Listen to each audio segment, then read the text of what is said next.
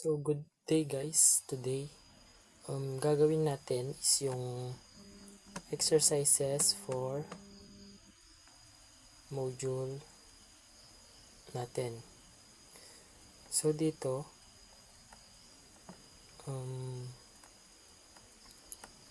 gagawa tayo ng database, mag-add tayo ng table, mag-insert ng record, magdi-delete ng record, magdi-delete ng table, tsaka mag-update ng table.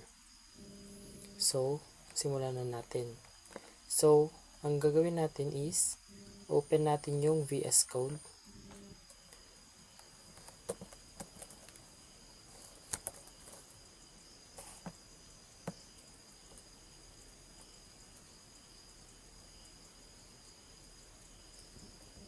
Then, minimize lang natin.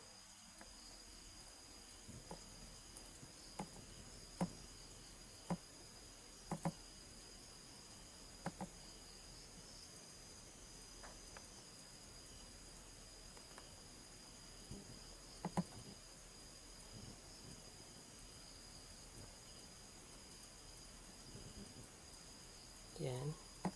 Then, dito mag-open tayo or mag-create tayo ng new folder.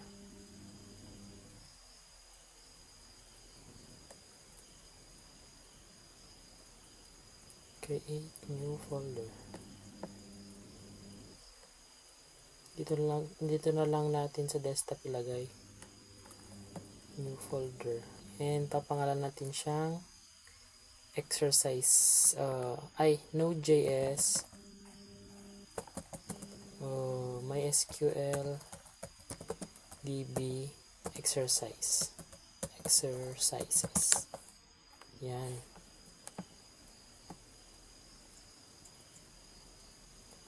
Then, select natin as folder.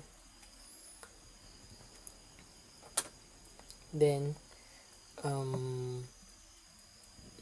mag-install tayo ng MySQL driver. So, open natin yung terminal. Then, lagay natin is npm install MySQL.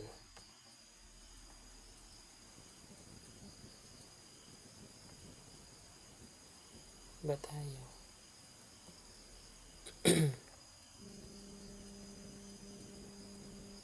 Ulitin natin. Ayun, pwede na. Then, enter lang natin. Wait lang natin mag-success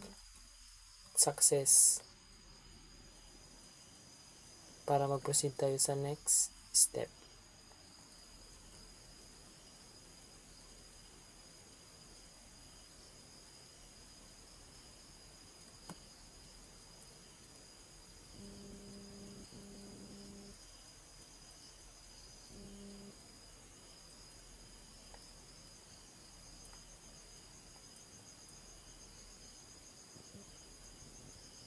Ayan, nag-on. So, ayun, naka-update na, install na natin yung MySQL and walang vulnerabilities. So, punta tayo sa create connection. So, dito gagawa tayo ng new file and papangalanan natin siyang mydbconnection.js.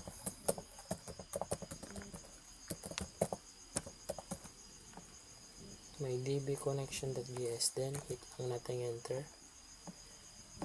So, gagawin natin dito,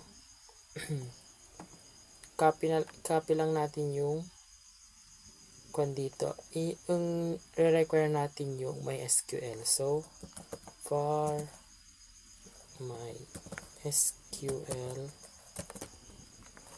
require MySQL. Yan. Then, kita ng connection for MySQL dot create connection. Then,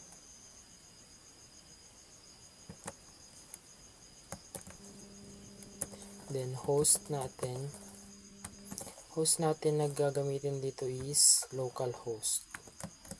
Since SAMP yung gagamitin natin. Localhost, then yung user which is yung user natin dito is root, since SAMP yung ginagamit natin.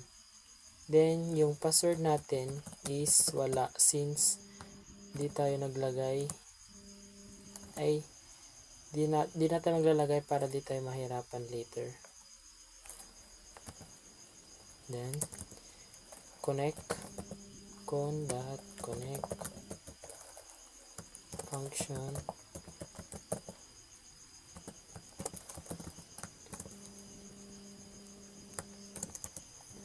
then if error throw error. Then magko-console.log lang tayo ng connected para lang i-verify if success yung ginawa nating connection. Then ayan, then try nating i-run by typing node mydb connection.js, then enter lang natin. So ayun, connected. Then next gagawin natin is mag-create ng database. Kasi yung ginawa natin, gumawa tayo ng bridge para mag-connect yung Node.js tsaka yung MySQL. So next, create tayo ng new file. Since gagawa tayo ng database, new file, tapos pangalan natin create _database.js, then enter. Then copy lang natin yung nandito, yung ito, para di tayo paulit-ulit, para di tayo matagal. Copy lang natin since may dadagdag lang tayo later. Mali. Oo. Copy. Paste lang natin dito. Tsaka dito, after password, after console.log, maglalagay tayo ng query na mag-create ng database. So, query create database. So, dito, ni-require niya is employee yung kwan. So, employee. Then, yung function niya, wait lang.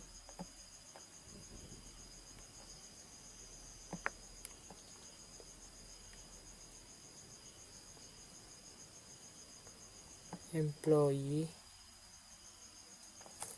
Then, yung function error if, mag-error din, resolve.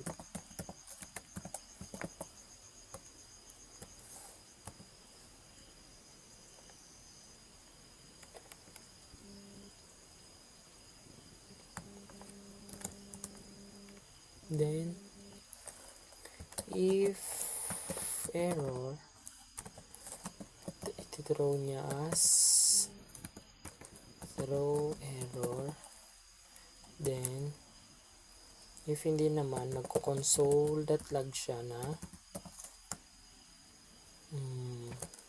database created. So, database created. Then, yan.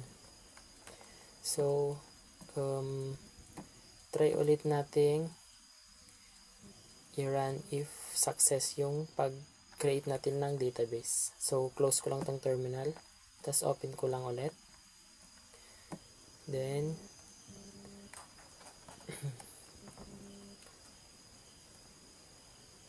lagay tayo ng node create database.js. Then, yun, connected and database created. So, pwede natin i-check dito sa ating web browser. Ilagay lang natin yung localhost since SAMP yung ginamit natin. PHP may admin. Para lang ma-check natin if pumasok yung or na-create yung ginawa nating database. So, ayun, meron employee.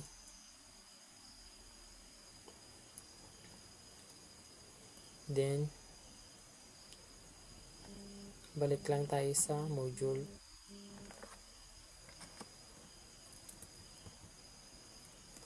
Then, gagawin natin susunod is mag-create tayo ng table papunta sa database na ginawa natin. So, gawa ulit tayo ng new file. Papangalan natin create table.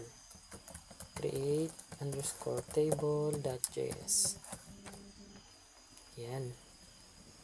Dito, i-require nyo pa rin yung MySQL since gumagamit ito ng SQL. Para, halos parehas lang sila nung create database, pero dito, table lang. So, copy na lang natin yung code dun para di tayo matagalan. Then, paste lang natin dito sa create table. Then, after dito sa password, maglalagay tayo ng database. Database na employee. Para i-fetch na yung database na employee. Then, dito, imbes na tanggalin natin to var to yung function. Wait, tanggalin na lang natin lahat to. Then maglagay tayo ng SQL command na create table. var SQL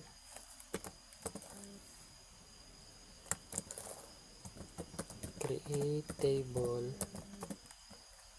Customers pala yung gagawin nating table. Customers. Then, employee ID. Naka-integer to. Then, yung naka-auto increment din. Increment. Then, siya yung primary key. Set natin as primary key. Then, emp name varchar 255. Then mali, varchar 255. Then yung employee address, emp address varchar 255. Then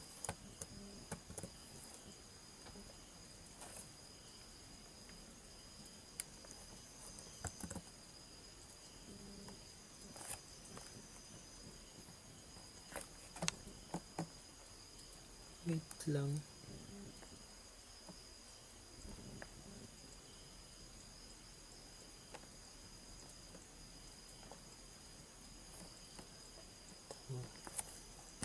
Yan. Then yung query that query SQL function and result.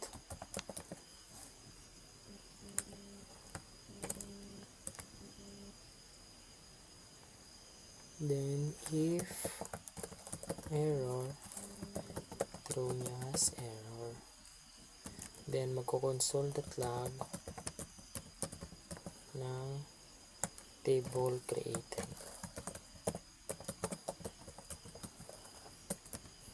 Yan. Then, close lang natin. Tanggalin lang natin to isa. Yan. Then, close lang natin ng terminal. Then, try nating i-run. So, open terminal, node, create table.js.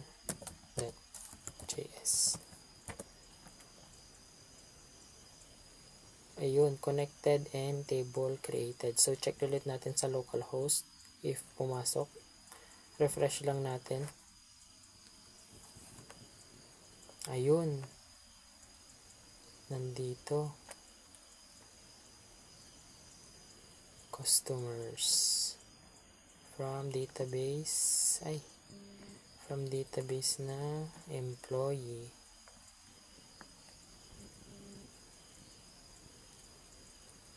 Customers.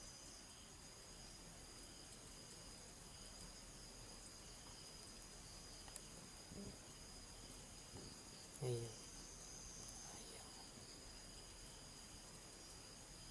Yun.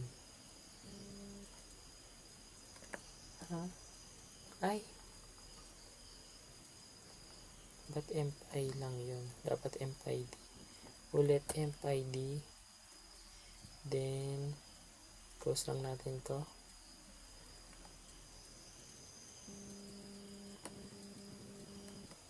Then, node, create table.js.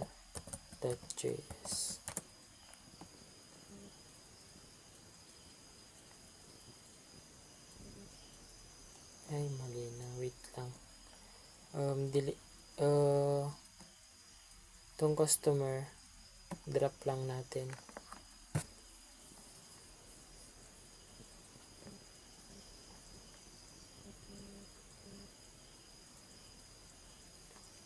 Wait lang.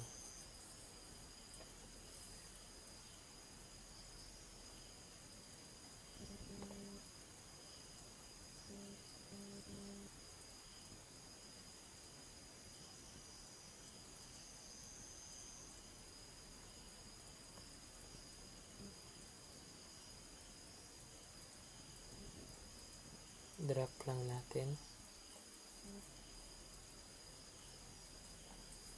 Then, gawin lang natin ulit. Node, create table.js. Then, yun. Refresh lang natin. If pumasok ba? Ayun, pumasok. Check natin yung mga MPID, MPName, and emp address. So, balik tayo sa module. Ngayon, maglalagay tayo ng record dun sa table. So, parang ganito lang ulit. Pero dun sa SQL code niya. So, copy lang natin to. Then, create tayo niyang new file. Papangalanan natin dbinsert. dbinsert.js. Then, paste lang natin. Papalitan natin dito is yung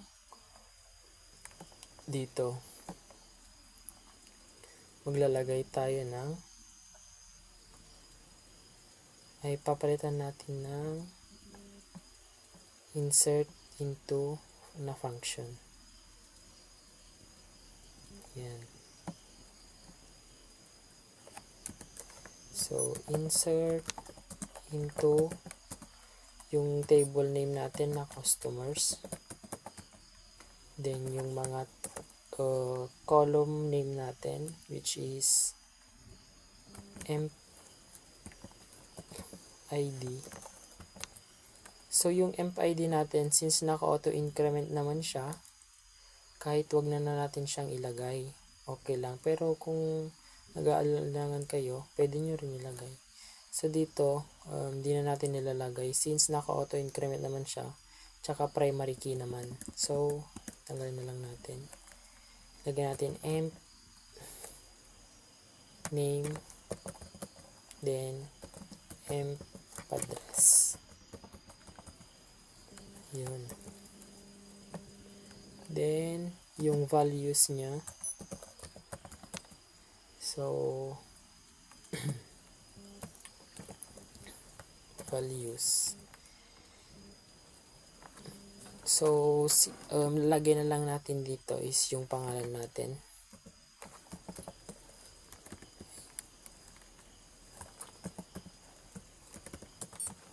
Russell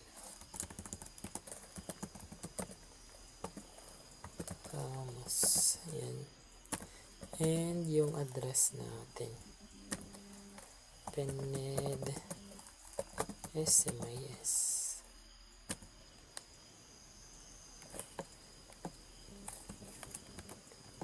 Ayan. Then close. Then yung concurrent SQL function resolve if throw error. Then itong console log natin, pilitan rin natin ng one record inserted. One record inserted. Yan. Then close natin tong terminal. Try natin tong i-run if gumagana. So node db insert.js.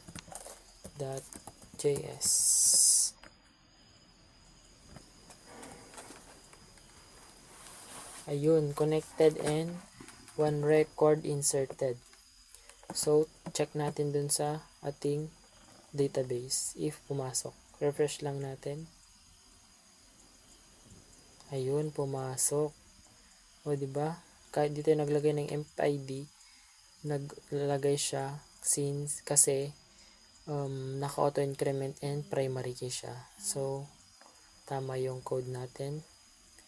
Yung pangalan natin, yung address. Then ngayon, magse-select naman tayo from the table. So close lang natin ng terminal. Gawa ulit tayo ng new file. New file. Papangalan natin dbselect. dbselect.js. Yan. Since dito parehas lang dun sa pero dun sa query, so copy lang natin para mas madali.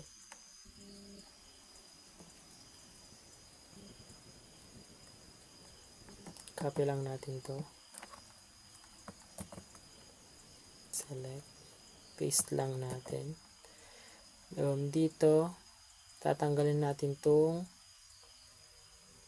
console.log tsaka yung var SQL since ito yung natin. Yan, remove lang natin. Lagay natin is query na magse-select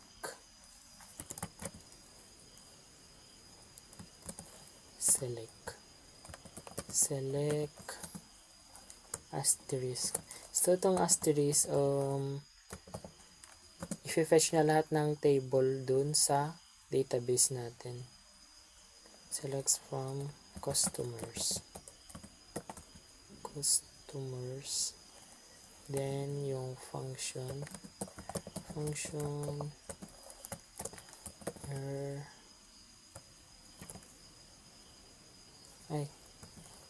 result fields. Yan. Then ito sa console.log, palitan lang natin ng result.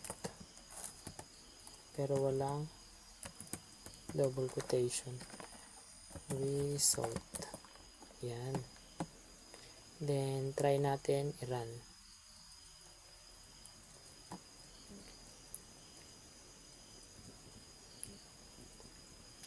Node db select.js. Ayun. So, yung employee name, yung emp name, tsaka yung address. Then, punta tayo sa next, which is yung magsaselect tayo ng column lang.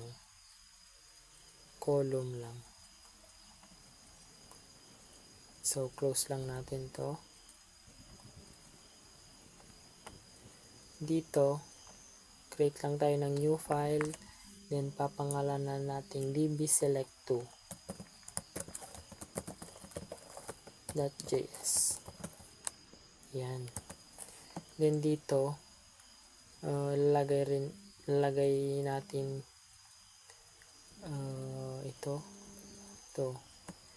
ito lang lalagay natin, kakopy natin ito lang. Then next is yung nasa module, which is ito. So copy lang natin, connect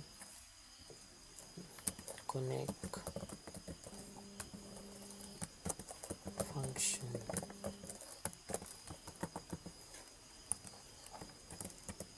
If throw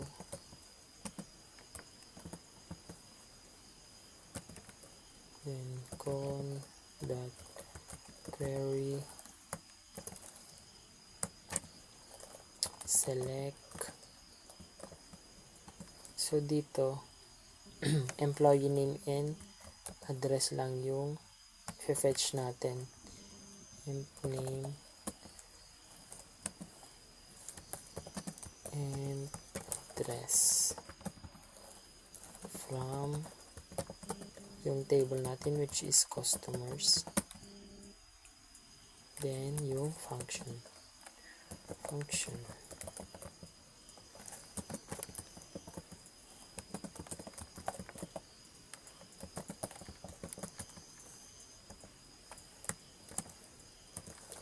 if error throw error.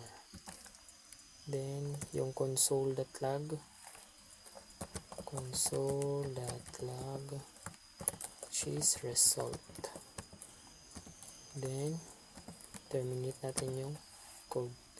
So ayun, try natin i-run.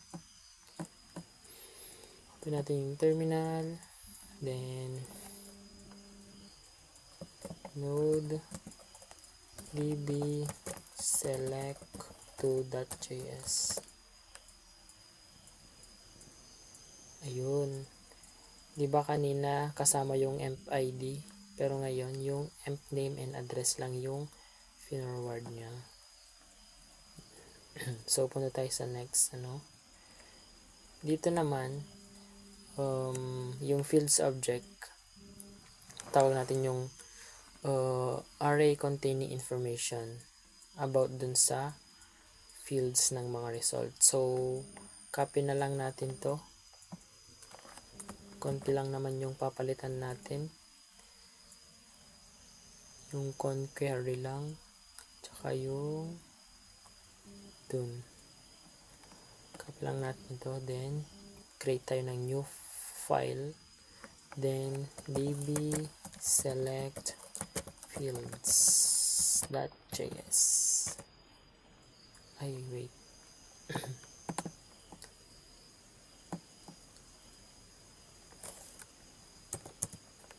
yan, then paste lang natin. Papalitan natin dito is ito, ay hindi, ito pala, fields. Then dito fields yung ilalagay natin, hindi results. So yan. Then open lang natin yung terminal ulit. Then nilan natin yung code. Node db select fields.js.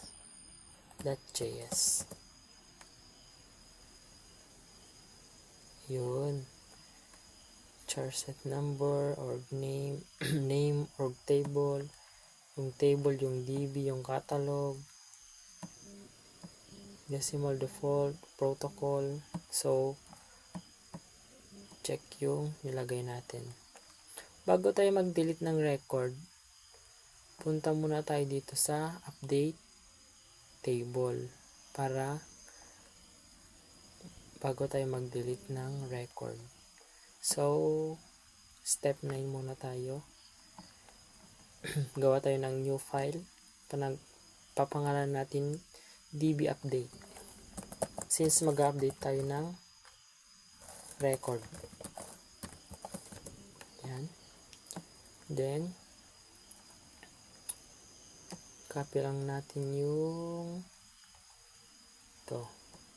Copy lang natin to.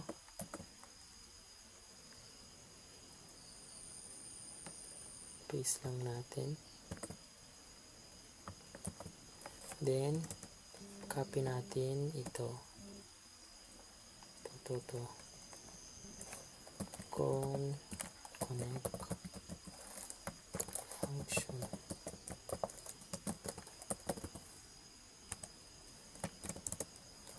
If throw then yung var SQL yung update update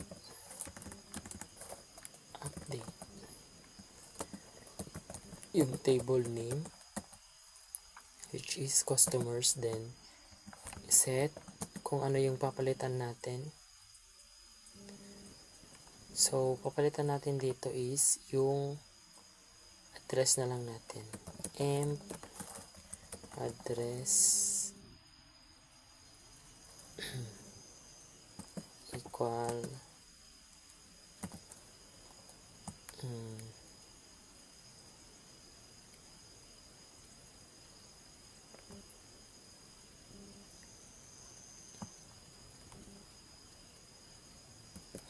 hindi, lagyan lang natin na Santa Maria lang, Santa Maria. Yan.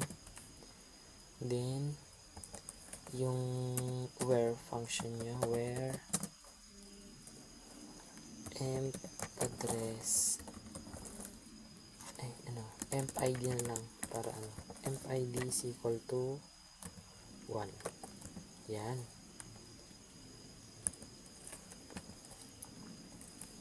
Then yung con.query SQL function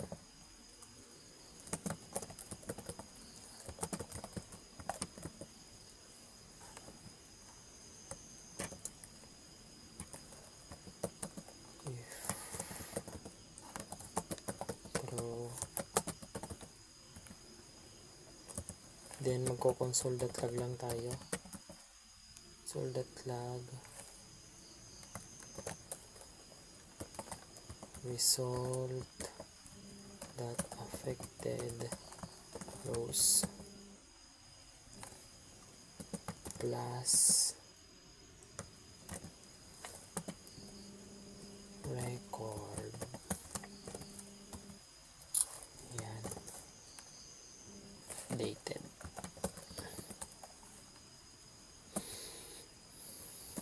Yan. Then try natin i-run. Open natin yung terminal. Node db update.js.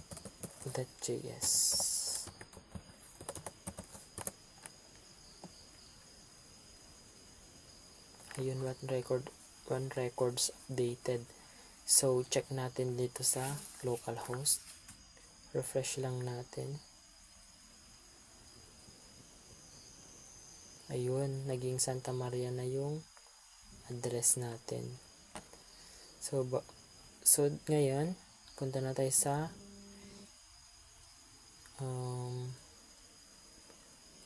delete record. So close, gawa ulit tayo ng new file, dbdelete.js.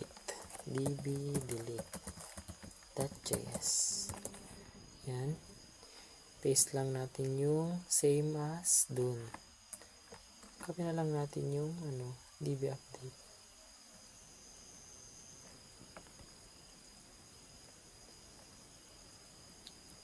To, copy na lang natin to, since ang naiba lang naman is yung SQL tsaka yung console.log. So copy na lang natin, delete, then paste, tapos papalitan natin tong SQL ng delete. Yan, delete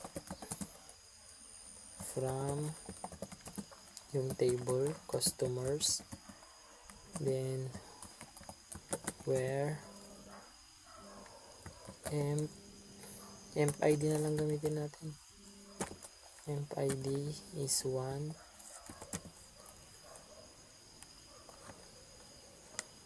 yan, then yung conquery function resolve, then yung console.log natin papalitan natin ng number of records, ay mali, number of records deleted.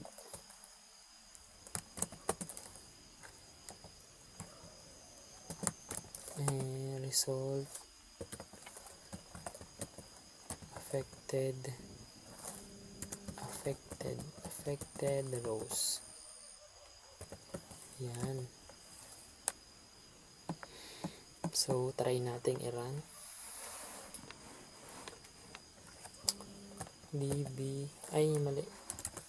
Node db delete.js.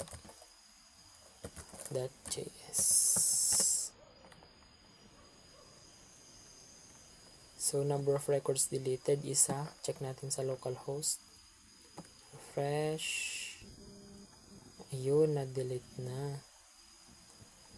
So ngayon close, idadrop na natin yung table. So same code pa rin, na iba lang yung SQL code tsaka yung console.log.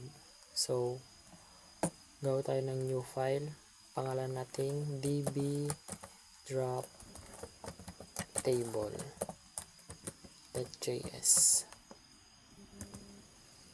yan, paste lang natin, then papalitan lang natin to,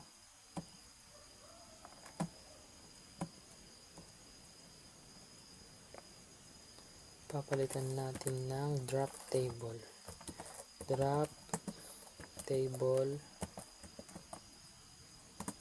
customers, then yung console.log gagawin nating table deleted.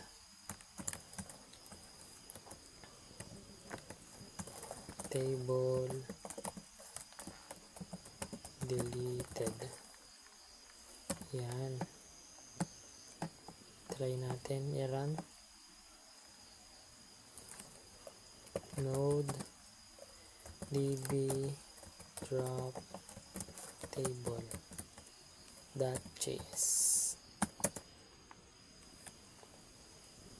ayun, table deleted. Check natin sa localhost, Refresh lang natin.